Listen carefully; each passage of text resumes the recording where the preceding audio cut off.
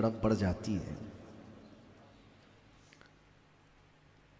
क़ारी हनीफ रज़ा साहब बरकाती से आप और दीगर हमारे मद्दाहान रसूल से सुन रहे थे। सब ने अपने अपनी मद भरी आवाज़ में बारगाह मुस्तफ़ा तक हमें पहुँचाने का भरपूर मज़ा दिया। आला हज़रत फ़ाज़िल बरेलवी को सुन रहे थे आप। आला हज़रत को समझने के लिए, उनके अशार को समझने के लिए आला दिमाग भी चाहिए होता है। नातों को आज के ज़माने में उलमा भी नहीं समझ पाते तो अवाम की बात तो छोड़ें। आप सुन रहे थे आला हज़रत का सफ़रनामा, शुक्र खुदा कि आज घड़ी उस सफ़र की है जिस पर निसार जान फलाहो ज़फ़र की है। इसमें आला हज़रत ने अपनी एक करामत का इजहार किया है। शेर का मैं मफ़हूम बता करके फिर आगे आपके सामने अर्ज़ करता हूँ, क्योंकि अभी हनीफ रज़ा साहब ने जो पढ़ा उसमें एक शेर उन्होंने पढ़ा, एक शेर नहीं पढ़ा है। जो कसीदा है आला हज़रत का वो सफ़र में जाने से कबल आला हज़रत ने लिखा है। आपने सुना होगा अभी, गर्मी है तप है दर्द है कुल्फत सफ़र की है, अरे वो नाशुक्र देख अजीमत किधर की है। उसी में मैं आपको पहले फ़ारसी के कुछ चीज़ें बता देता हूँ, फिर आप खुद ही समझ जाएंगे।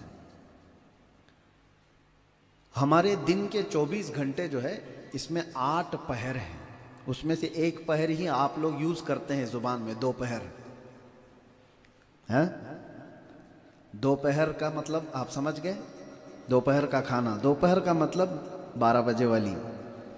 ऐसे पूरे 24 घंटे में 8 पहर हैं, समझ रहे हैं। वो 2 पहर है, मतलब दूसरा वाला पहर है, उससे पहले एक पहर है, और 2 पहर के बाद जो शाम आती है उसको से पहर कहते हैं। से पहर, चार पहर। पहर का मतलब जो है एक पार्ट। बात समझ में आई? तो 24 को अगर आप 8 में डिवाइड करेंगे तो 3 घंटे का एक पहर होता है तकरीबन, ठीक है। उसके अलावा कुछ और भी चीज़ मैं आपको बताता हूँ। फ़ारसी में जो गिनती है ना, 1 2 से 4 5 6, ये जो उलमा होंगे वो समझते होंगे, या फिर जो उर्दू में महारत रखते हैं वो भी समझते हैं। बिस्त कहते हैं 20 को। अभी तो ईरान का जिक्र ज़्यादा हो रहा है तो फ़ारसी आप भी समझ लीजिए, क्योंकि वो लोग जितने भी स्टेटमेंट देते हैं वो फ़ारसी में ही देते हैं। चाहे उनको ट्रंप को बोलना हो, चाहे सऊदी को बोलना हो, वो अपनी फ़ारसी में ही बोलते हैं। बिस्त कहते हैं 20 को। दह जो है वो 10 को कहते हैं। दह, बिस्त, सी, 10 20 30। और चहारुम जो है ना, 4 को। इतना तो समझ में आ रहा है। बिस्त और चहारुम का मतलब होता है 24। आप बाउंस तो नहीं जा रहा है? कुछ चीज़ें मुझे पहले आपको बताना है। करामत दिखा रहे हैं आला हज़रत की। आला हज़रत की करामत बयान करना है तो उससे कबल समझाना होगा, जहन को करीब करना होगा। फिर मैं शेर पढ़ता हूँ। बिस्त कहते हैं किसे? 20 को। बिस्त तो चहारुम का मतलब क्या हुआ? 24। 3 चीज़ें मैंने बताया, पहर का भी बताया, बिस्त चहारुम का भी बताया। माह कहते हैं फ़ारसी में चांद को। माह किसको कहते हैं? चांद को, ठीक है। ये लफ्ज़ समझ में आ गए। ये सब को रख करके एक और बात, हम सुन्नियों को सबको पता है, आला हज़रत का जो दिन गौस पाक की 11वीं मनाते हैं, गरीब नवाज की 6ठी मनाते हैं, आला हज़रत की 25 सफ़र। आला हज़रत की, आपका इंतकाल किस तारीख को हुआ? आला हज़रत का इंतकाल 25 सफ़र को हुआ है। सफ़र भी जानते हैं कि नहीं, क्या वो भी समझाना पड़े? मुहर्रम, सफ़र, रबीउल अव्वल।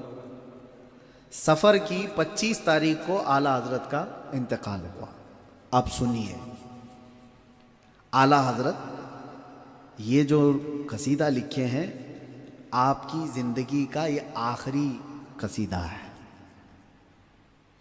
توجہ، یہ جو سفر کا ہے اس میں ایک شعر ہے، وہ جگمگاتی ہے شب، دیکھو وہ جگمگاتی ہے شب اور قمر ابھی، یعنی رات جو ہے جگمگا رہی ہے اور قمر، یہ بھی سمجھ میں آ گیا ہوگا آپ کو، چاند عربی کا چاند ہے اور ماہ جو ہے نا فارسی کا چاند ہے.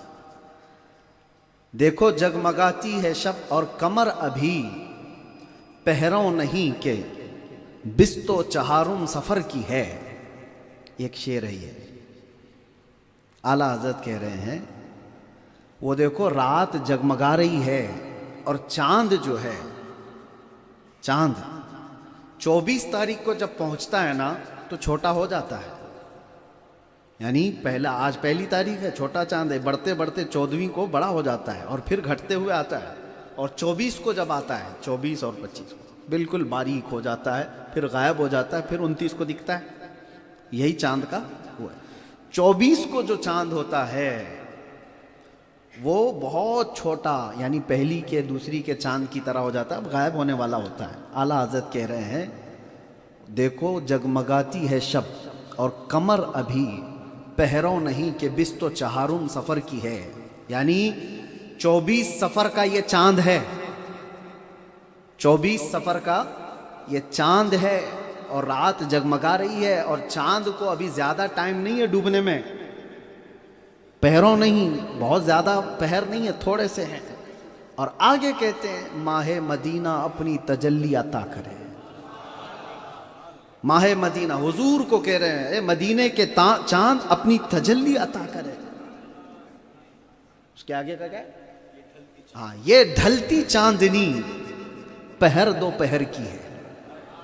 اب سمجھ میں آ رہا ہے؟ سنیے. پہلے والے شعر میں اعلیٰ حضرت کہہ رہے ہیں کہ یہ جگمگاتی ہوئی جو شب ہے، رات ہے، اور اس میں چاند ابھی تھوڑی ہی دیر کے بعد ڈوبنے والا ہے. پہروں نہیں بست و چہارم سفر کی، 24 سفر کا چاند ہے یہ. تو اعلیٰ حضرت کسی بھی تاریخ کا بول سکتے تھے، 24 ربیع الاول کا چاند ہے، 24 رمضان کا چاند ہے، 24 محرم کا چاند ہے.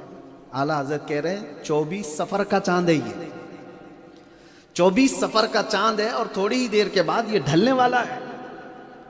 حقیقت میں اعلیٰ حضرت ایک اشارہ دے رہے ہیں، یہ 24 سفر کا چاند کوئی اور نہیں، وہ امام احمد رضا ہے، خود ہے. پہروں نہیں بست و چہارم سفر کی، یعنی یہ 24 سفر کا چاند ہے، ابھی ڈھلنے والا ہے. اور پوری دنیا نے دیکھا 25 سفر کو وہ چاند ڈوب گیا. 25 سفر کو اعلیٰ حضرت کا انتقال ہوا، اور 24 سفر کے بارے میں اعلیٰ حضرت نعت میں لکھ رہے ہیں کہ یہ 24 سفر کا چاند ہے، تھوڑی ہی دنوں کے بعد، تھوڑے ہی پہروں کے بعد یہ ڈوبنے والا ہے.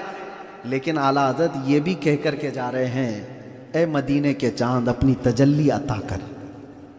یہ ڈھلتی چاندنی پہر دو پہر کی ہے. یعنی اب یہ جو چاندنی جا رہی ہے یہ چند ہی پہروں کی ہے. یہ 24 سفر کو اعلیٰ حضرت نے کہا تھا اور 25 سفر کو آپ کا انتقال ہو چکا. کوئی ہے جو اپنی زندگی میں ایگزیکٹ یہ بتائے؟ بہرحال بات بیچ میں آئی، ٹاپک نہیں ہے، لیکن اعلیٰ حضرت کی ایک کلام میں ایک شعر انہوں نے چھوڑ دیا تھا، تو سمجھانے کے لیے مجھے اتنا آپ کے سامنے بیان کرنا پڑا. بہرحال ایک شعر کو سمجھنے کے لیے پورا بیان کرنا پڑ جاتا ہے، تو اعلیٰ حضرت کے حدائق بخشش کا کیا حال ہے. پورا دیوان ہے، اسی لیے شرف ملت نے فرمایا ہے فتاوی رضویہ تو ایک کرامت ہے، مینار قصر رضا تو بلند کافی ہے، تم اس کے پہلے ہی زینے پہ چڑھ کے دکھلا دو. فتاوی رضویہ تو ایک کرامت ہے، ذرا حدائق بخشش ہی پڑھ کے دکھلا دو.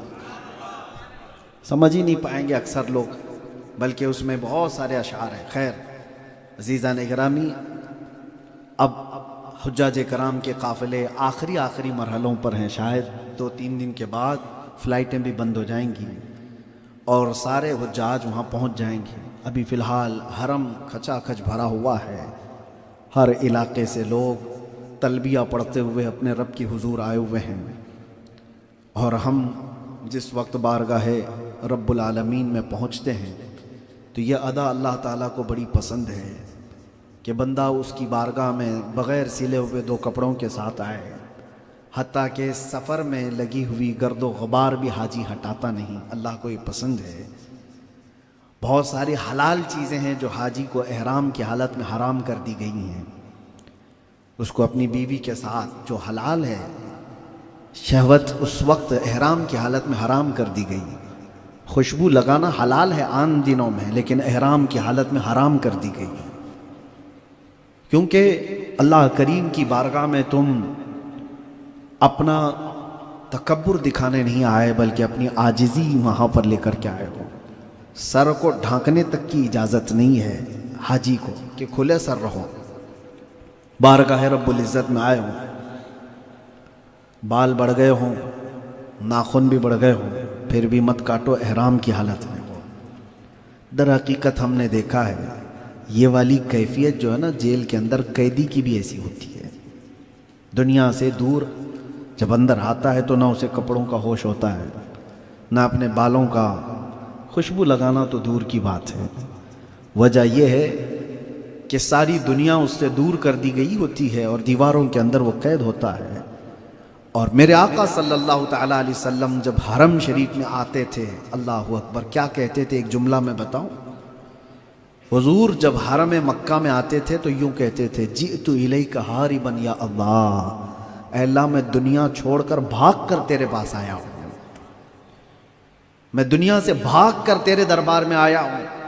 اب سوچو حضور کے پاس کون سی دنیا تھی جو چھوڑ کر کے آئے؟ کون سی دنیا تھی؟ کھجور کے چھال کا بستر، ہاتھ کا تکیہ، وہ مشکیزہ چمڑے کا کل اثاثہ جو گھروں کے اندر موجود تھا۔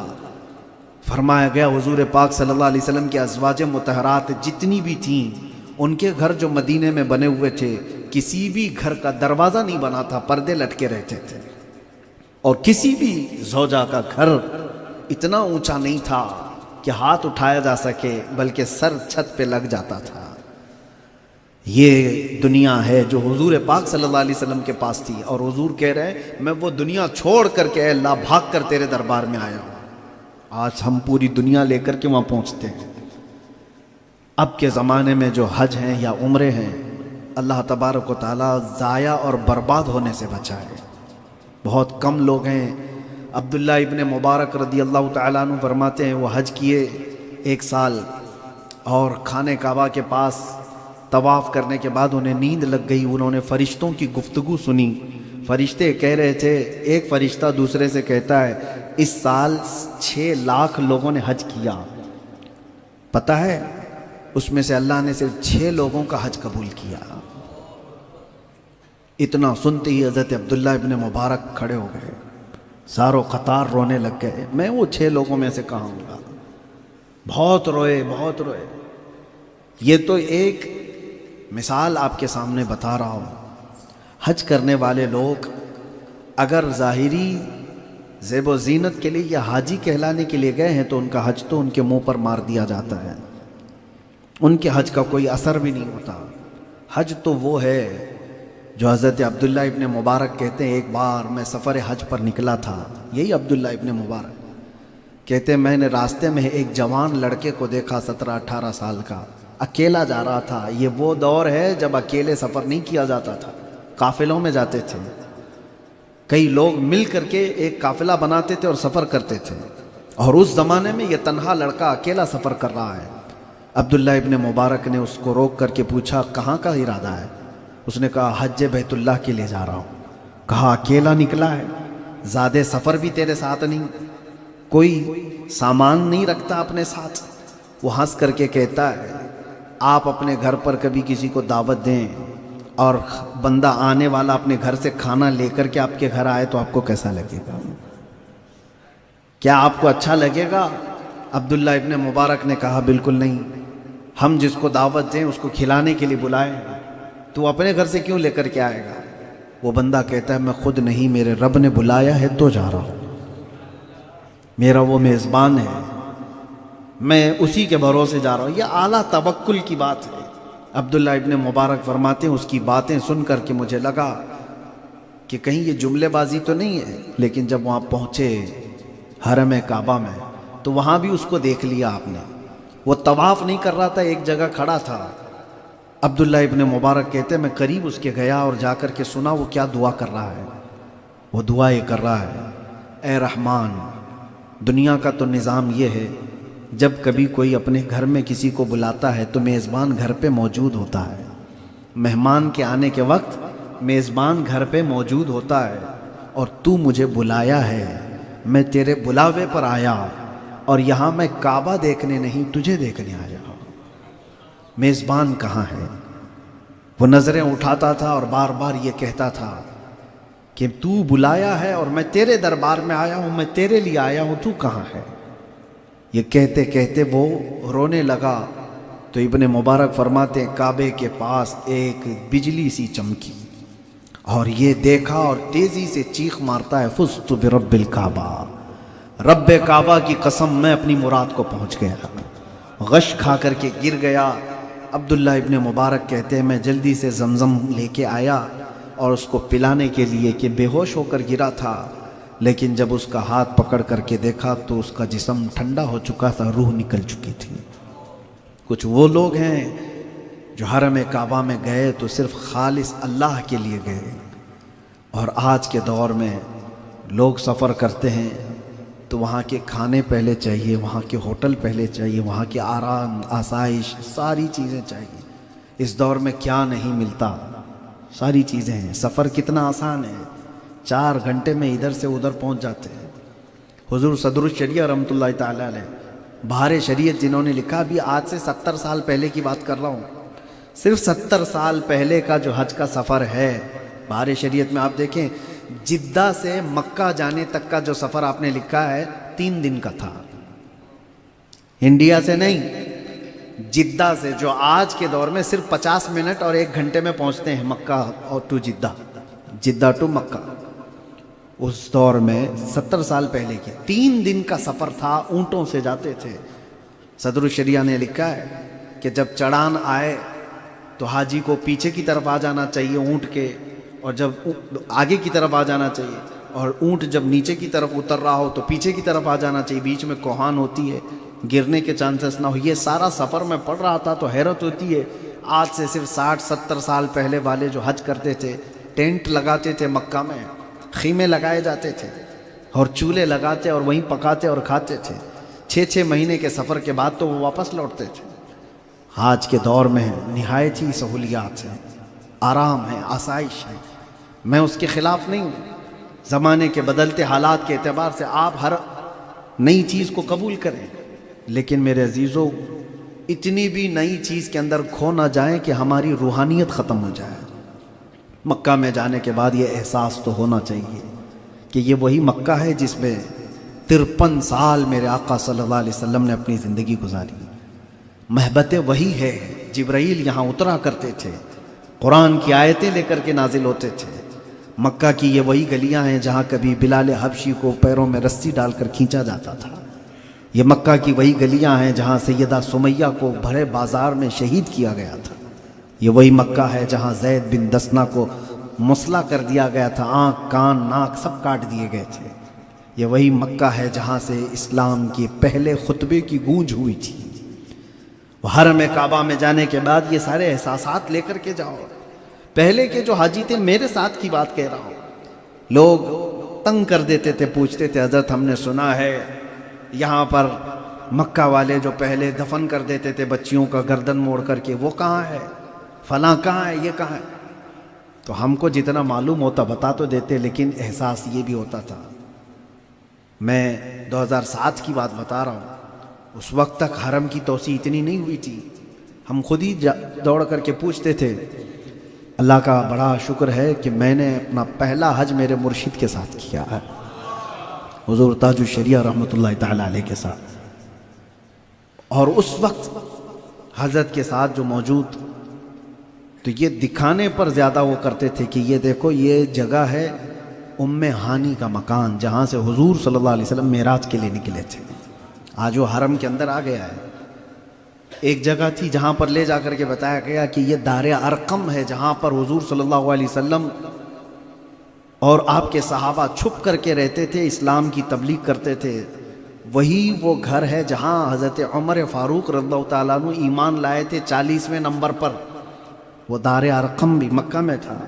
وہ دروازہ کہاں ہے جس سے حضور صلی اللہ علیہ وسلم حرم میں آتے تھے, حرم شریف کے اندر. اب کے حاجیوں کو یہ سب کی چیز ضرورت ہی نہیں ہے. وہ تو سب سے پہلے وہاں جانے کے بعد پوچھتے ہیں البیک کہاں ہے, ہوٹل ریسٹورنٹ سب سے اچھے کہاں ملتے ہیں. یہاں سے لبیک لبیک کہتے گئے, وہاں سے البیک البیک. بدل گئے, ترانے بدل گئے. میرے عزیزوں, یہی تو ہے کہ شاعر نے کیا خوب کہا تھا, وہ اندھیرا ہی بھلا تھا کہ قدم راہ پہ تھے, روشنی لائی ہے منزل سے بہت دور ہمیں. ترقیوں نے ہمیں کہیں کا نہیں چھوڑا, روحانیت ختم ہو گئی. میرے عزیزوں, جو حج پر جا رہے ہیں, عمرہ پر تو جاتے آتے رہتے ہیں, لیکن حج ایک بہت عظیم عبادت ہے. اس لیے کہ میرے آقا صلی اللہ علیہ وسلم فرماتے ہیں من حج ولم یرفث ولم یفسق کولدتہ امہ. یعنی فرماتے ہیں جس نے حج کیا اور حج میں کوئی بے حیائی کی بات نہیں کیا, جھگڑا نہیں کیا, فرماتے ہیں وہ حج ہوتے ہی ایسا پاک ہو جائے گا جیسے آج ہی اس کی ماں نے اس کو جنم دیا, آج ہی وہ اپنے ماں کے پیٹ سے پیدا ہو, اتنا اس کو پاک کیا جاتا ہے. آسان چیز نہیں ہے. حج بیت اللہ ایک بہت بڑی نعمت کو حاصل کرنا ہے, بہت بڑی عبادت ہے. اور ابھی جیسے حنیف برکاتی صاحب سے آپ سن رہے تھے کہ بہت سارے لوگوں پر حج فرض ہوا پھر بھی جاتے نہیں ہیں. یہ ان کے نصیبے کی بات ہے, ان کو بلایا نہیں جا رہا ہے.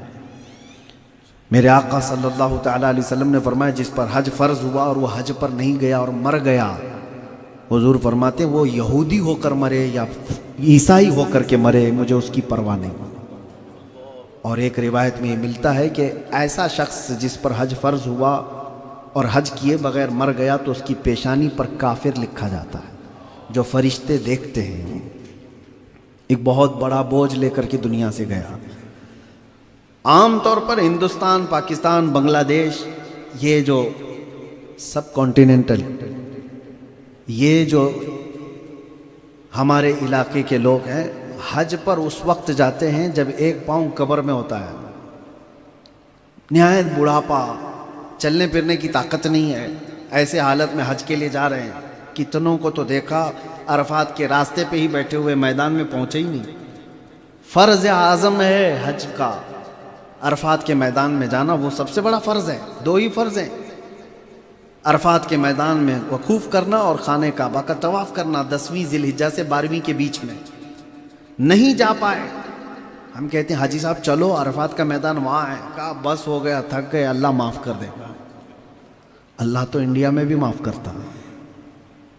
6 لاکھ 7 لاکھ روپے دے کر کے حج کے لیے نکلے اور وہاں جا کر کے راستے میں بیٹھ کر کے حج کر کے آ گئے. اور بھی بہت ساری چیزیں ہیں.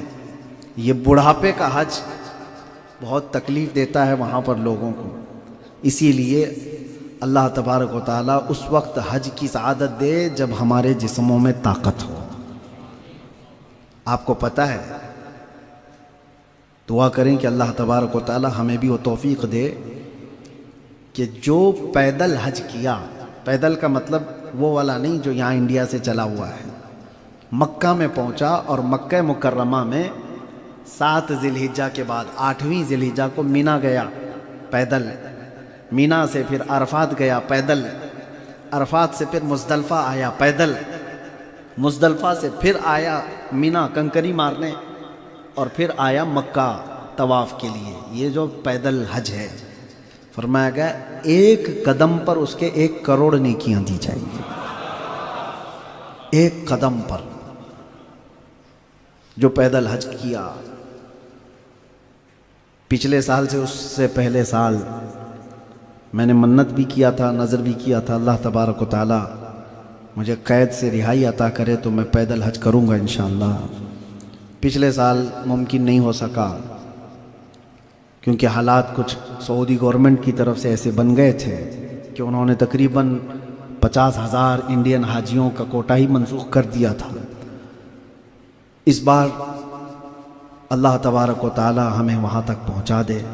ارادہ کر لیا ہے اور جب بندہ ارادہ کر لیتا ہے تو قرآن کی آیت کے مطابق اللہ تعالیٰ نے قرآن میں بھی فرمایا اور حدیث میں ہے، جب کوئی حج کا ارادہ کر لیا، آج میں آپ لوگوں کو بتا رہا ہوں، نیت آج ہی کر لو، حج پہ جانا ہے انشاءاللہ۔ اور ایک نیت ہوتی ہے، جیسے ابھی انشاءاللہ زور سے کہہ دی ہے، کیا بول رہے تھے تو ہم نے بھی انشاءاللہ کہہ دیا ہے، کیونکہ بازار میں نعرے لگانے والے بہت ہوتے ہیں۔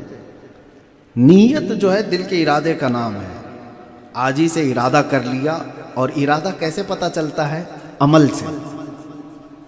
آج ہی گیا گھر پہ 100 روپے رکھ دیا، کہا میں نے حج کا ارادہ کیا ہے 100 روپے۔ آپ کو پتہ ہے 100 روپے حج کی قیمت میں لگتے کچھ نہیں، 6-7 لاکھ کا سفر کا خرچہ ہے، لیکن ارادے پر 100 روپے ہی رکھ دیا ہے، تو عمل سے ظاہر ہو گیا کہ اس نے نیت کر لیا ہے۔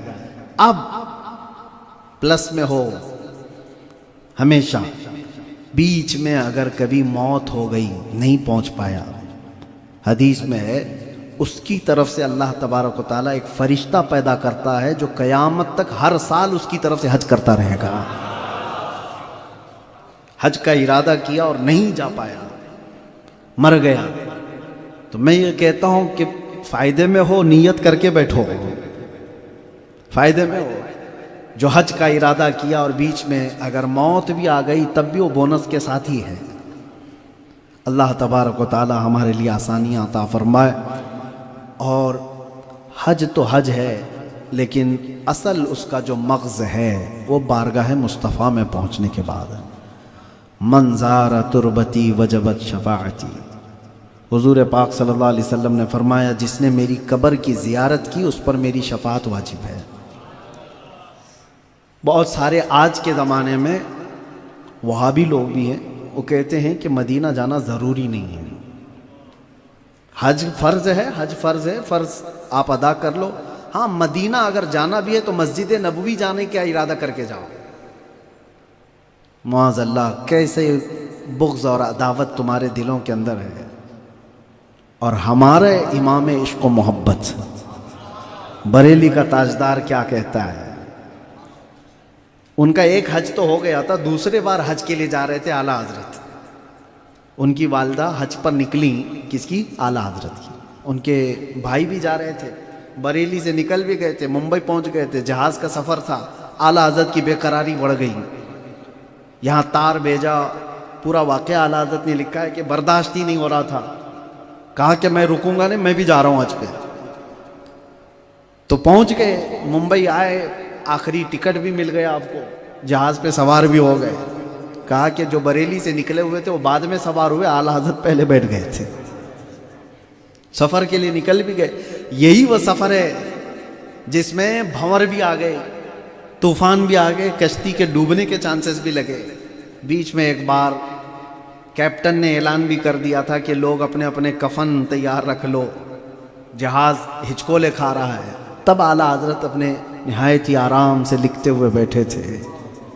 آپ کی ماں نے کہا تھا کہ احمد رضا تجھے ڈر نہیں لگ رہا ہے؟ سارے لوگوں میں ہاہاکار مچی ہوئی ہے۔ آپ نے کہا مجھے یقین ہے یہ جہاز نہیں ڈوبے گا۔ کہا اتنا یقین کیوں؟ کہا میں نے رسول اللہ صلی اللہ علیہ وسلم کی بتائی ہوئی وہ دعا پڑھ لی تھی جو سمندر کے سفر میں بیٹھنے سے پہلے میرے آقا نے فرمایا بسم اللہ مجرہا و مرساہا ان ربی لغفور الرحیم، یہ پڑھ لے تو وہ جہاز نہیں ڈوب سکتا۔ وہ کیپٹن اعلان کر رہا ہوگا لیکن مدینے کا آقا کہہ رہا ہے نہیں ڈوبے گا۔ اور اس وقت اعلیٰ حضرت نے اسی سفر میں یہ لکھا تھا آنے دو یا ڈبو دو اب تو تمہاری جانیں، کشتی تمہیں پہ چھوڑی لنگر اٹھا دیے ہیں۔ اور دیکھا دنیا نے وہ کشتی نکلی بھی بھنور سے اور جدہ کے ساحل پر پہنچی بھی۔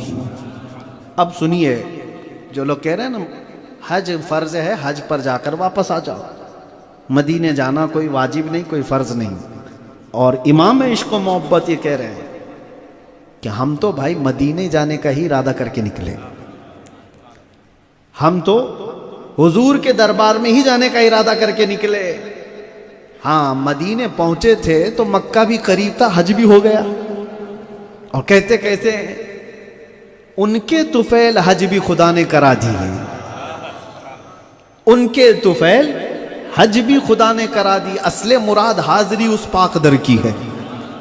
سنیوں کا تو یہ ماننا ہے کہ ہم بارگاہ مصطفیٰ صلی اللہ علیہ وسلم کے قصد و ارادے سے نکلے تھے، مدینے پہنچے تو اللہ نے حضور کے صدقے میں حج بھی کرا دی ہے۔ میرے عزیزو، بارگاہ مصطفیٰ صلی اللہ علیہ وسلم کو جس نے اصل سمجھا وہ ہر گھڑی ہر میدان میں بامراد اور کامیاب نکلا ہے۔ اور جن لوگوں نے حضور پاک صلی اللہ علیہ وسلم کو چھوڑ کر کے یہ سمجھا کہ صرف حج سے سب ہو جائے گا، بے ان کے واسطے خدا کچھ عطا کرے، ہاشا، غلط غلط، یہ ہوس بے بسر کی ہے۔ یا رسول اللہ، خلق کے حاکم ہو تم، رزق کے قاسم ہو تم، جو ملا تم سے ملا، جو ملا تم سے ملا، تم پہ کروڑوں درود۔ حضور کو چھوڑ کر کے اگر کوئی کہے بارگاہ مصطفیٰ صلی اللہ تعالیٰ علیہ وسلم میں، بس میں ابھی گفتگو سمیٹتا ہوں۔ سنا ہے کہ امیروں کا ایک قافلہ حج کے لیے گیا تھا، اور امیر لوگ، پیسے والے لوگ، کوئی نہ کوئی خادم ساتھ میں لے کے جاتے ہیں، اور ویسی خدمت مل جائے تو کیا کہنے، امیروں کے لیے خدمت کرنے ہی کے لیے، لیکن سفر کس چیز کا مل جاتا ہے۔ تو ایسی ہی کچھ بڑے پیسے والے لوگ نکلے تھے حج کے لیے، اور اس میں ایک غلام بھی ساتھ میں تھا۔ غلام کا نام تھا برا۔ سنیے توجہ سے، حج ہو گیا اور حج غلام نے بھی کر لیا۔ پیسے کس کے؟ امیروں کے۔ ہوتا ہے نا، ابھی بھی ٹور والے جاتے ہیں تو شیف کو ساتھ میں لے جاتے ہیں، باورچی کا بھی ہو جا رہا ہے، خدمت کرنے کے لیے جو گیا اس کا بھی ہو جا رہا ہے۔ لیکن امیروں کی ایک، ان کے کچھ چونچلے ہوتے ہیں، کسی پر احسان کیا تو جتا بھی دیتے ہیں۔ مکہ سے وہ مدینے آئے تو چھیڑ خانی کر رہے تھے ایسی ہی، تو غلام برا سے ان امیروں نے، حاجیوں نے کہا، برا تو بھی حج کر لیا ہمارے ساتھ؟ کہا ہاں میرا بھی حج ہو گیا۔ بولا ارے ہمارے پیسوں سے حج کیا ہے، ہم تو اپنے کمائے ہوئے پیسوں سے حج کیے ہیں، تیرا قبول ہوا کہ نہیں ہوا کیا پتہ، تو فیلی بن کر کے آیا تھا تو ٹانٹ مارنا۔ اس غریب بندے کے دل پر یہ بات لگی، اس نے کہا قبولیت کی کیا آپ کو پروف دینا ہوگا، ہوا ہے کہ نہیں ہوا کیسے پتہ چلے، یہ تو بات مذاق میں چل رہی تھی۔ ان امیروں نے کہا دیکھو ہم تو مدینے آئے ہیں، حضور پاک صلی اللہ تعالیٰ علیہ وسلم کی بارگاہ سے ہی قبولیت کی سند ملتی ہے۔ تو انہوں نے اتنا تانا تو مارا اور بیچ دیا۔ اب وہ غلام تو غلام ہے، اور جب کوئی اڑ جاتا ہے بارگاہ مصطفیٰ میں، حضور کی بارگاہ میں کوئی کھڑا ہو جاتا ہے، ارے حضور تو اپنی قبر سے نکل کر کے اس کو بالمشافہ زیارت بھی کرا دیتے ہیں۔ پیر مہر علی شاہ کو نہیں دیکھا، بارگاہ مصطفیٰ میں گئے تھے تو تڑپ تڑپ کر کے یہ کہہ رہے تھے کہ یا رسول اللہ میں کھلی آنکھوں سے آپ کو دیکھنا چاہتا ہوں، اور روتے روتے، یہی اعلیٰ حضرت کا بھی تھا، غلام جب اڑ جاتے ہیں اپنے دل کی تمنا کے ساتھ تو وہ پھر حضور کو منا لیتے ہیں۔ کتے مہر علی کتی تیری ثنا، گستاخ اکھے کتی جا اڑیاں، یہ کب کہا تھا انہوں نے؟ بارگاہ مصطفیٰ میں تعریف کرتے ہوئے کہ یا رسول اللہ آپ کا چہرہ ایسا، آپ کے لبہائے مبارک ایسے، آپ کا دہن ایسا، دکھا تو دو۔ سبحان اللہ، ما اجملک ما اکملک ما احسنک، آپ اپنا زیارت کراؤ۔ نہیں ہوئی زیارت تو کیا کہا؟ اپنے آپ کو کوسنے لگے، کتے مہر علی کتے تیری ثنا، تو کہاں کا مہر علی، اور تیری ثنا، تیری تعریف کتنی وقعت رکھتی ہے، اور گستاخ اکھی کتی جا اڑیاں، کہاں جا کر کے اڑ گئی، تیری آنکھیں ہیں کیا دیکھنے کے قابل؟ مدینے سے نکلے تھے، بدر کے راستے میں ایک وادی حمرا آتی ہے، عصر کی نماز پڑھے، اور عصر کی نماز جلدی میں پڑھ رہے تھے، سفر میں، سنت نہیں پڑھے، فرض پڑھ کر کے سلام پھیرے تو وہاں ایک بوسیدہ دیوار کے پاس حضور کا دیدار کر لیا۔ میرے آقا سامنے نظر آئے اور کہا مہر علی تو کب سے میری سنت چھوڑنے لگ گیا؟ اور پھر حضور کو جو دیکھا تھا تو پھر حضور پاک صلی اللہ تعالیٰ علیہ وسلم کے چہرے مبارکہ کو جو دیکھا تھا، تب پیر مہر علی شاہ نے وہ ہو بہو چہرہ دیکھ کر کے کہا تھا، مکھ چند بدر شاشانی ہے، متھے چمکے لاٹ نورانی ہے، کالی काली जुल्फ थे आँख मस्तानी है, मखमूर अखे हिन मद भरियाँ, पंजाबी में पूरा नक्शा उतार कर। तो मैं ये कह रहा था, और आला हजरत ने कहा था या रसूल अल्लाह देखना चाहता हूँ। उनको भी नहीं हुई, दिन भर कितने दिन रहे। और उसके बाद फिर आला हजरत ने भी यूं ही कहा था, कोई क्यों पूछे तेरी बात रजा, तुझसे कुत्ते हजार फिरते। अपने आप को कहा, तेरी क्या औकात है, तेरी क्या कीमत है, कोई क्यों पूछे तेरी बात रजा, तुझसे कुत्ते हजार फिरते हैं। बारगाह मुस्तफ़ा में जब तड़प करके ये कहा था, तो फिर मज़ार मुबारका के पास जब आए, हुजूर की ज़ियारत वहीं पर होगी, बेदारी की हालत में हुई थी। तब फिर आला हजरत ने देखा तो कहा था, पेशे नज़र वो नौबहार, सजदे को दिल है बेकरार, रोकिए सर को रोकिए, हाँ यही इम्तिहान है। जब मेरे आका अता करने पर आए, किसी को कुछ अता करे। अब बात चल रही है वो बर्रा गुलाम की, जो हज पर गया हुआ है और अमीरों ने छेड़खानी की है, कहा तेरा हज हुआ भी है कि नहीं पता नहीं। तो ऐसा गुलाम दौड़ते हुए बारगाह मुस्तफ़ा में आ गया और कहा, या रसूल अल्लाह, आपके गुलाम की इज्जत की बात है, गरीब की बात है, मेरा हज कबूल हुआ कि नहीं हुआ क्या पता, आप कुछ इरशाद फरमा दें। लोग कहते हैं वो कब्र से क्या मांगते हैं, आशिकों से पूछो वो हर चीज़ मांगते हैं। हुजूर के दरबार में खड़ा रोता रहा। बुजुर्गों ने फरमाया, कब्र के पास से एक चिट्ठी बरामद हुई, जिस पर यह लिखा हुआ था, बर्रा बरी मिनन नार, बर्रा गुलाम जहन्नम से आज़ाद है, उसका हज कबूल है। वो सारे अमीरों ने देखा कि ये तो बारगाह मुस्तफ़ा से मिली हुई चिट्ठी, उसको कहा कि हमने क्यों ताना मारा इसको, अब तुम्हारे हज का क्या पता, यहां तो अब पक्की मुहर लगी हुई है। हज हो तो ऐसा कि जो बारगाह मुस्तफ़ा में अपने आप को मना करके आए। हज़रत अब्दुल्ला इब्न अला इब्न मुबारक कहते हैं, मैं एक बार थका हारा सफ़र से मदीने पहुंचा था, पैसे सब ख़त्म हो चुके थे, कुछ नहीं था मेरे पास। मस्जिद नबवी में गया, लोगों से मांगने में शर्म भी आ रही थी, कैसे मांगूं, भूख शिद्दत की लगी। लेकिन मस्जिद नबवी में हुजूर की मिंबर के पास वो कहते हैं, ये कहकर के हुजूर को कि या रसूल अल्लाह, आपके मदीने में आया हूँ, खाना अगर मिलता है तो खिला दीजिए, आपके दरबार में अगर खाना भी मिलता है तो खिला दीजिए। वो कहते हैं सो गए मिंबर के पास। जैसी नींद लगी, हुजूर पाक सल्लल्लाहु अलैहि वसल्लम तशरीफ लाया। एक हाथ में शहद था और एक हाथ में रोटी थी। हज़रत इब्ने मुबारक कहते हैं, हुजूर ने फरमाया, तू मदीने में आया भूखा है, ये ले खा ले। हुजूर उनको रोटी और शहद, ये ख्वाब की बात है, ख्वाब में कोई भी बंदा कुछ भी देख सकता है, ख्वाब की बात है। रोटी को शहद में लगा करके हुजूर का अता किया हुआ। हज़रत इब्ने मुबारक कहते हैं, मैं खा रहा था और बड़े मज़े की ग़िज़ा थी। असर का वक्त हुआ, मुअज्जिन ने पाँव पकड़ के खींचा और कहा, मस्जिद में सो रहा है, अब असर का टाइम हो गया, अजान का वक्त हो चुका है। ये झंझला करके उठे तो कहते हैं, आधी रोटी और शहद मेरे हाथ में अभी भी मौजूद था।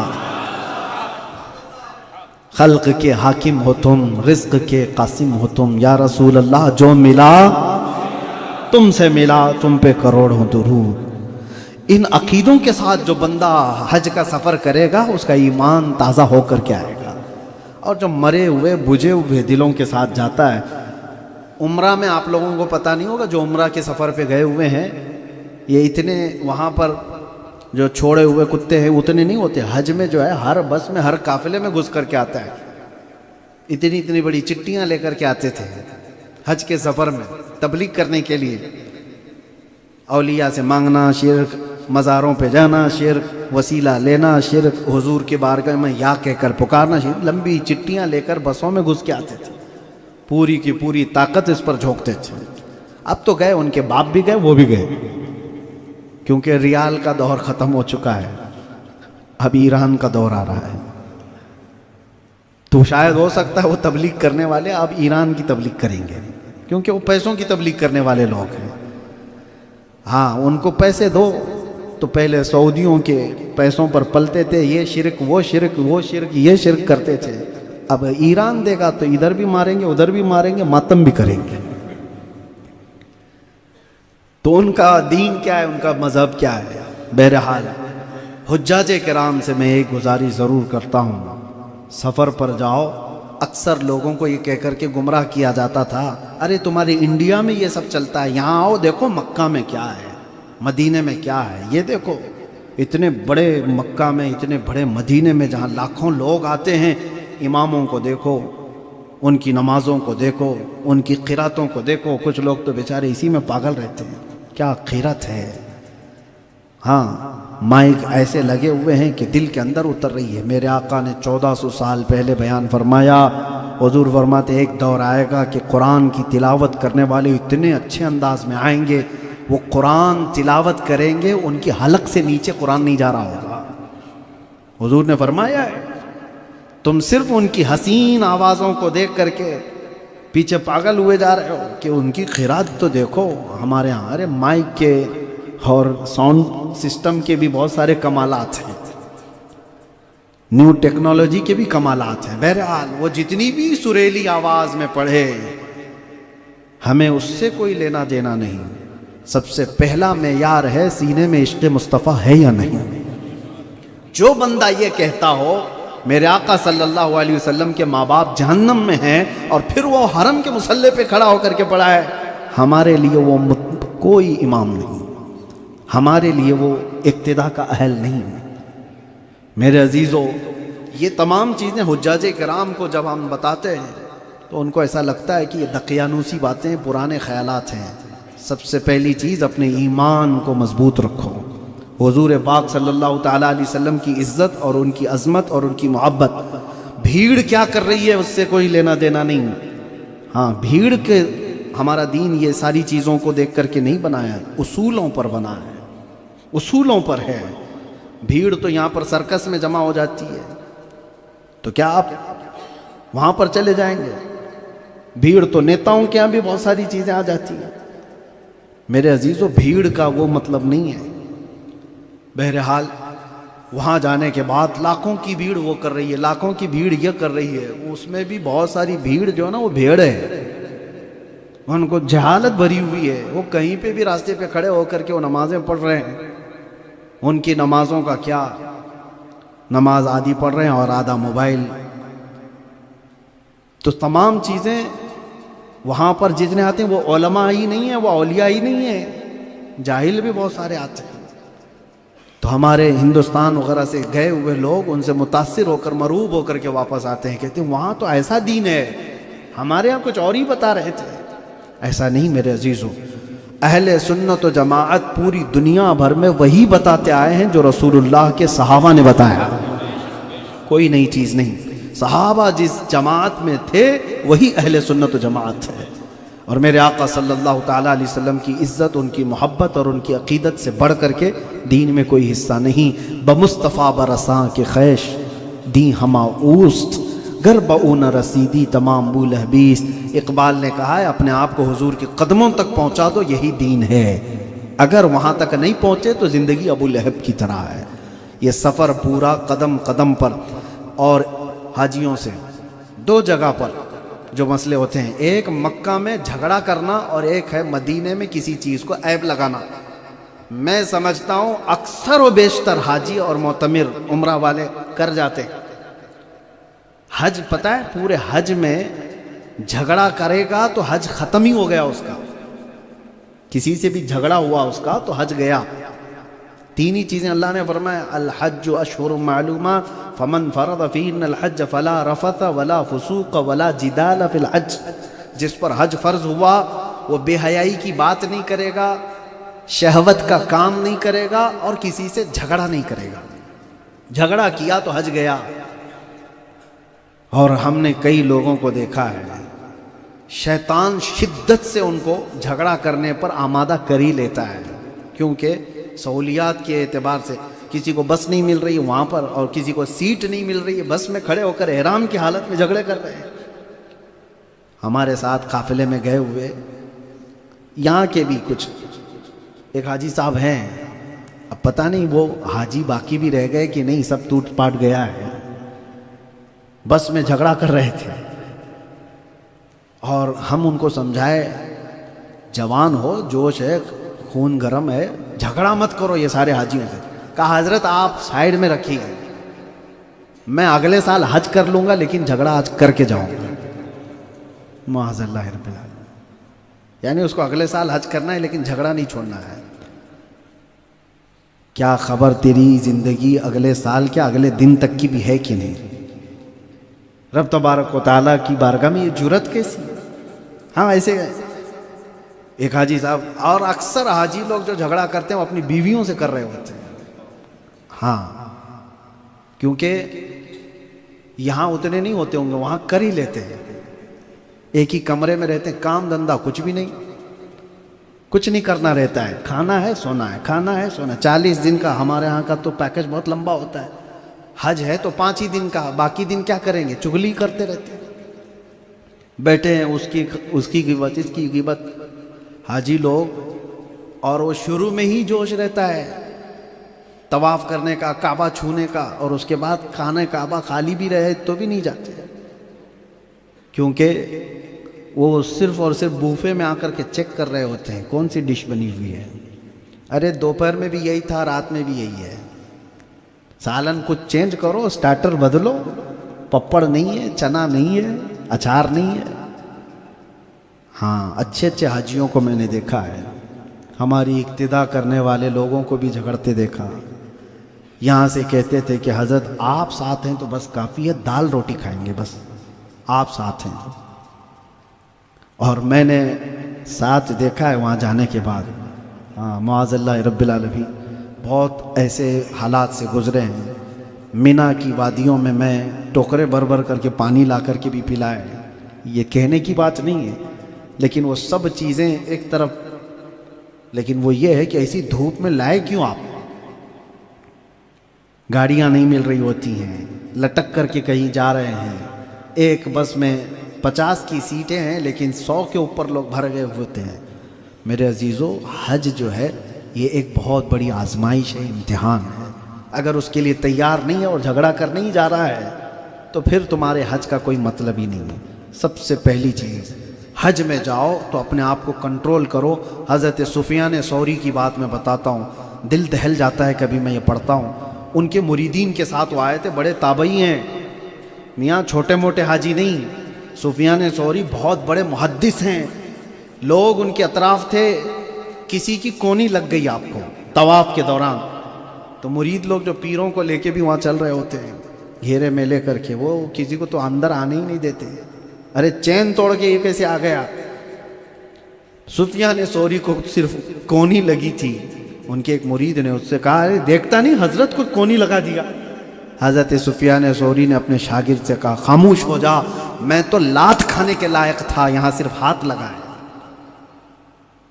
اتنے بڑے محدث وہ کہتے ہیں مجھے تو لاتوں سے یہاں مارا جانا چاہیے تھا، میں تو صرف ہاتھ لگا ہے مجھ کو. اگر بندہ وہاں یہ سوچ کر کے جائے کہ یہاں موجود سارے لوگوں میں سب سے بڑا گنہگار میں ہوں تو پھر اس کو کسی مصیبت پہ غصہ نہیں آئے گا. دوسری چیز، مدینے میں وہاں کی کسی چیز کو عیب نہ لگائیں. موسم کتنا گرم ہے، ٹھنڈی بہت کڑاکے کی چل رہی ہے، پھاڑ دے رہی ہے. موسموں کے متعلق جس نے کہا گیا کہ اس نے مدینے کی لذت کو ختم کر دیا، مدینے کی روحانیت کو اس نے ختم کر دیا. ایک بہت بڑے بزرگ ہیں، وہ مدینے میں آئے، دوپہر میں کھانا کھائے، گرمی کے دن تھے، دہی کھانے میں تھا. انہوں نے دہی دینے والے سے کہا کہ شاید باسی ہو گیا ہے، دہی کھٹا لگ رہا ہے زیادہ. کھائے کھانا اور سو گئے. شام کو خواب میں میرے آقا صلی اللہ علیہ وسلم کی زیارت ہوئی، لیکن حضور اس حالت میں آئے کہ چہرہ سرخ تھا. تو یہ بزرگ کہتے ہیں میں ڈر گیا حضور کا یہ چہرہ دیکھ کر، کہا کہ یا رسول اللہ کچھ خطا ہوئی؟ حضور نے فرمایا فوراً تو میرے مدینے سے نکل جا، جہاں تجھے میٹھا دہی ملتا وہاں چلا جا. تو نے میرے مدینے کی دہی کو کھٹا کہا. حضور پاک صلی اللہ علیہ وسلم کو یہ پسند نہیں. اسی لیے وہاں کے بازاروں میں بھی جانے کے بعد کہا گیا ہے کہ لوگوں سے وہاں نہ بھیڑیں، مدینے والوں کا ادب و احترام کریں. حضرت سید دیدار علی شاہ رحمۃ اللہ تعالیٰ علیہ بہت پائے کے بزرگ ہیں، وہاں پر مدینے میں رہا کرتے تھے. اور جب بھی کبھی ان کے پاس کوئی جاتا تھا وہ کہتے کہ مدینے کے درویشوں کو کھلا آئے کہ نہیں آئے. ہمارے ایک بڑے بزرگ عالم دین ہیں، وہ کہتے ہیں کہ میں نے پوچھا حضور مدینے کے درویشوں کو کیا کھلاؤں، کہاں ہیں، کہاں ملیں گے؟ وہ ہنسنے لگے کہ کیسا سنی ہے مدینے کے درویش اس کو نہیں معلوم، کیسا سنی ہے مدینے کے درویش اسے نہیں معلوم۔ تو لوگ پیچھے پکڑ کر کے لے آئے، حضرت کو کہا آپ کو نہیں پتا، ہم بتاتے ہیں، مدینے میں جتنے بھی کتے اور بلیاں ہیں حضرت ان کو درویش کہتے ہیں۔ اور حضرت سید دیدار علی شاہ رحمۃ اللہ علیہ فرماتے ہیں تمہارے ہاتھوں سے اگر وہ کتے اور بلیوں نے کچھ کھا لیا تو سمجھ لو کہ تمہاری حاضری قبول ہے، کہ تم حاضر ہو چکے ہو۔ ان کا ادب و احترام کرنے کے لیے کہا گیا ہے۔ آج بھی جاؤ، لائف کوئی چیز دیکھنا ہو آپ کو، چیلنج کے ساتھ کہتا ہوں، مدینے میں ہزاروں نہیں لاکھوں کی تعداد میں کبوتر ہیں، اور وہ کبوتر جہاں بیٹھتے ہیں وہ تو بیٹ کرتے ہی ہیں، ہزاروں کی نہیں لاکھوں کی تعداد میں، وہ جہاں پر بھی ہوں گے وہ بیٹ کرتے ہیں، لیکن پورے مسجد نبوی میں اور حضور کے گنبد پر ایک کبوتر نے بھی کبھی بیٹ نہیں کیا، کبھی آپ کو نشان تک نہیں ملے گا۔ ارے کبوتر تو بے زبان جانور ہی تو ہے، بے عقل ہے، لیکن حضور کے دربار میں مسجد نبوی میں ان پرندوں کا بھی ادب آپ دیکھیں۔ اور اسی لیے بعض بزرگوں نے کہا وہاں جو جانور ہوتے ہیں ان کو صرف جانور مت سمجھو، وقت کے قطب اپنے آپ کو اس حالت میں وہاں پیش کرتے ہیں۔ ان بارگاہوں کا ادب و احترام ہو۔ حجاج کرام، اللہ تبارک و تعالی ہر قدم پر آپ کی حفاظت فرمائے، آپ کے صدقے میں اللہ تعالی ہمارا سفر بھی آسان فرمائے۔ ہمارے کچھ حجاج کرام یہاں پر موجود ہیں، ان کی آپ گلپوشی بھی فرما دیں۔ حجاج کے اعزاز و اکرام کے لیے محفل منعقد کرنا اور ان کی عزت افزائی کرنا یہ اچھا عمل ہے، لیکن حاجیوں کے لیے میں کہتا ہوں اچھا عمل ہے، آپ خواہش مت کریں کہ مجھے لوگ چادر پہنائیں، آپ خواہش مت کرو کہ لوگ مجھے ہار پہنائیں اور آنے کے بعد حاجی سے کم پکارا تو بھڑک جائیں، غصہ کریں۔ شادی کے کارڈ پہ تو الحاج کیوں نہیں لکھا؟ تو مطلب آپ پورے حج جو ہے وہ شادی کے کارڈ کے لیے کیے تھے، حاجی کے لیے؟ آپ کی خواہش نہ ہو، اللہ تعالیٰ اتنی عزت عطا فرمائے گا۔ ہمارے محلے کے حاجی صاحب ہیں، اللہم صلی علی سیدنا و مولانا محمد، اللہم صلی علی سیدنا و مولانا محمد وعلی آلہ واصحابہ وبارک وسلم۔ بولو اللہم صلی علی سیدنا و مولانا محمد، اللہم صلی علی سیدنا و مولانا محمد وعلی آلہ واصحابہ وبارک وسلم۔ اللہم سیدنا و مولانا محمد، اللہم صلی علی سیدنا و مولانا محمد،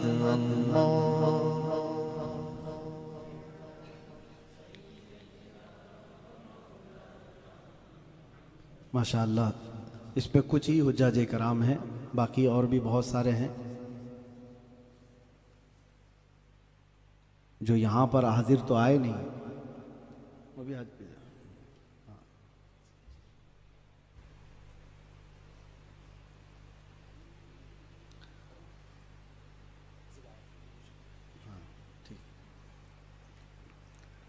اللہ تبارک و تعالیٰ ان کے سفر کو آسان کرے۔ بڑی تمنا اور بہت ساری خواہشوں کے بعد یہ سفر ملتا ہے۔ ایک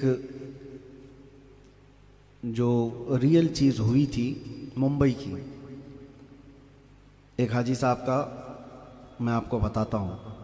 دو چیزیں، ایک امریکہ والے، ایک فیملی آئی، ڈاکٹر صاحب، بیٹا بیٹی بیوی، مکہ میں پہنچے، کلاک ٹاور کے پاس ہی رکے تھے، امریکہ کے رہنے والے تھے، بہت اچھی بڑی فیملی تھی، احرام پہنے ہوئے حرم شریف میں جا رہے تھے۔ صحن میں باہر جو پیر نہ پھسلے اس کے لیے جو میٹ لگے رہتے ہیں، پڑے رہتے تھے، وہ جوان لڑکا جو ہے اس کا انگوٹھا وہ میٹ میں پھنس گیا، اچانک وہ گر گیا، ایسے اوندھے میں وہ گرا تو سر پہ لگ گئی چیز، وہ بے ہوش ہوا۔ فیملی میں وہ ڈاکٹر صاحب ہے، ان کی بیوی ہے، بیٹی ہے اور یہ بیٹا ہے۔ اچانک یہ لڑکے کو اس طرح کی جو گرا تو اٹھائے، بے ہوش تھا، ایمبولینس بلائی گئی، فوراً اس بچے کو، نوجوان کو اٹھائے، لے کر کے گئے، ٹریٹمنٹ وغیرہ مکہ میں جو لوکل ہاسپٹل تھے، لیکن ہاسپٹل والوں نے کہا کہ نہیں، خون زیادہ اندر بھیجے کے اندر نکلا ہوا ہے، اس کو فوراً بڑے ہاسپٹل لے جاؤ۔ جدہ لے کر کے گئے، ہاسپٹل میں جانے کے بعد جدہ میں یہ کہہ دیا گیا کہ یہ نوجوان لڑکا کوما میں جا چکا ہے، ہاتھ پیر سب کچھ شل، کچھ بھی نہیں، کوما میں گیا۔ 8 دن تک وہاں پر ہاسپٹل میں رکھے، اس کے بعد پھر جو ہے وہ لوگوں نے واپس اس کو امریکہ لے جانے کا انتظام کیا، وہ واپس امریکہ لے کر کے گئے، 1 مہینہ کچھ علاج ہوا، اس نوجوان کا انتقال ہو گیا، امریکہ میں انتقال ہوا۔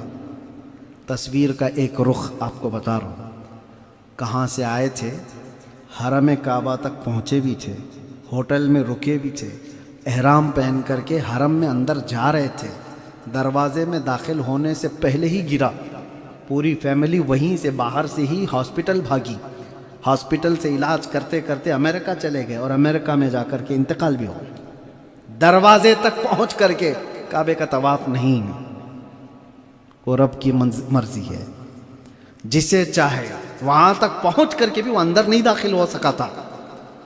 اب ہم یہ نہیں کہہ رہے ہیں کہ کوئی بہت بڑا گنہگار یا جو بھی ہے، لیکن نصیب کی بات ہے۔ اور ایک خاندان ممبئی کا ہے، میں آپ کو بتاتا ہوں، اس میں بھی 4 لوگ تھے، بیٹا، بہو اور ماں باپ۔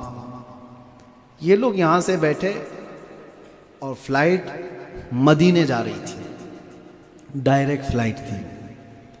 تو یہ لوگ جیسے ہی ٹیک آف کیے، حاجی صاحب جو تھے وہ بیچ والی سیٹ میں بیٹھے تھے، ان کو دھڑکن زیادہ تیز شروع ہو گئی اور کوشش کیا گیا، ٹیک آف ہونے کے بعد انہوں نے ایک لمبی سانس لی اور پیچھے ان کا سر لڑک گیا، بغل میں ان کی بیوی بھی ہے، ان کا بیٹا بھی ہے۔ تو دیکھا دبا دبا کر کے، تو وہ کچھ بھی ری ایکشن نہیں کر رہے تھے، کچھ بھی رسپانس نہیں دے رہے تھے۔ لیکن بڑی بات یہ ہے کہ ابھی اڑا ہوا پلین ہے، ان کی جو بیوی ہیں وہ ابھی موجود ہیں، بیٹے سے کہتی ہیں خاموش رہو، ان کا انتقال ہو گیا ہو تو بھی خاموش رہو، ہم مدینے جا رہے ہیں۔ نہ پلین کے عملے کو کہا، کچھ بھی نہیں کہا۔ 4 گھنٹے فلائٹ ہوا میں ہے، وہ اسی طرح سے گردن لٹکائے ہوئے اس میں تھے۔ وہ کیسا خاندان تھا! لینڈ ہونے سے آدھا گھنٹہ پہلے انہوں نے تھوڑی ہڑبڑی مچائی اور پلین کے عملے سے کہا کہ یہ سیریس ہو گئی ان کی طبیعت۔ وہ آئے، دبا دبا کر کے دیکھے، پمپ کیا، وہ کچھ رسپانس نہیں کیے۔ تو لینڈ ہوتے ہوتے پلین سے نیچے خبر دے دی گئی کہ ایمرجنسی ہے اس فلائٹ میں، ایک حاجی ہے، اس کی سانسیں رک گئی ہیں۔ جیسے ہی فلائٹ لینڈ ہوئی، ایمبولینس وہیں قریب میں آ گئی، اندر ہی ایئرپورٹ میں۔ ان کو اسٹریچر پر لایا گیا، ایمبولینس میں ڈالا گیا، پھر لے کر کے گئے، یہ لوگ فیملی بھی ساتھ میں گئی۔ باہر آنے کے بعد ہاسپٹل میں جیسے ہی ان کو داخل کیا گیا تو ڈاکٹرز نے کہا یہ پچھلے 4 گھنٹے پہلے ہی دم توڑ چکے ہیں۔ گھر والوں کو تو معلوم تھا، لیکن وہ تو ایک پروسیس کے اعتبار سے جو کچھ بھی فارمیلٹی تھی پوری کی گئی، اور مدینے میں غسل ہوا، کفن ہوا، جنت البقیع میں دفن، روح یہیں نکلی تھی، دفن مدینے میں ہوا۔ اور ایک بندہ وہ تھا جو حرم کعبہ کے پاس پہنچا تھا، گرا بھی وہیں تھا، ہوش بھی وہیں گیا تھا، لیکن اس کے باوجود موت امریکہ میں جا کر ہوئی، دفن وہاں ہوا۔ یہ بڑے کرم کے ہیں فیصلے، یہ بڑے نصیب کی بات ہے، جسے چاہا اپنا بنا لیا، جسے چاہا در پہ بلا لیا۔ بارگاہ مصطفیٰ میں عرض ہے مولا کریم، تیرے حبیب پاک صلی اللہ علیہ وسلم کے صدقے ہم سب کو حج مقبول نصیب فرما، اور جتنے حاجی حج پر جا رہے ہیں ان کے حج کو قبول فرما لے۔ اے کریم خدا ان کے حج میں آسانیاں عطا فرما، گناہوں سے بچا، آنکھوں کی حفاظت عطا کر، زبان کو طہارت عطا کر، اور یہاں جتنے حاضر ہیں اور جتنے دور سے ہماری اس محفل میں شریک ہیں، رب العالمین سب کو مرنے سے پہلے مقبول حج نصیب فرما۔ تیرے دربار میں پہنچنا ہمارے سب کی قسمت میں لکھ دے، اور جب ہماری زندگی ختم ہونے کو آئے تو تیرے حبیب پاک کے دربار میں ہمارا آخری وقت گزرے، مولا ہماری آخری سانسیں جنت البقیع میں عطا فرما۔ وصلی اللہ تعالی علی خیر خلقہ محمد وآلہ واصحابہ اجمعین برحمتک یا ارحم الراحمین۔ نوجوانوں کو ترغیب دینے کے لیے میں بات کہہ رہا ہوں، آج جو حاجی ہیں ان میں سے ہمارے قافلے میں پٹیل صاحب بھی ہیں، سمت پٹیل کے ابا، وہ بھی حج پر جا رہے ہیں۔ پچھلے سال بھی آپ کا ارادہ تھا، اسی طرح سے ہمارے سرور صاحب، لیکن بات یہ کرنی ہے، ان کا جوان بیٹا ہمارا شاگرد بھی ہے، 2 سال سے اتنی محنت کیا کہ کسی نہ کسی طرح سے میرے ماں باپ حج پہ جائیں، ہونا یہی چاہیے۔ لیکن میں یہ بات اس لیے کہہ رہا ہوں، اکثر نوجوان جو اس عمر میں اپنے بزنس کے لیے، اپنی شادیوں کے لیے، اپنے تمام چیزوں کے لیے فکر مند رہتے ہیں اور اسی میں سب کچھ گھسے ہوئے رہتے ہیں، اس عمر میں اگر کوئی اپنے والدین کے حج کی تمنا کرتا ہے تو اللہ تبارک و تعالیٰ کی یہ خاص عطا ہے، اور اللہ تعالیٰ اس کی خدمت کو قبول فرمائے۔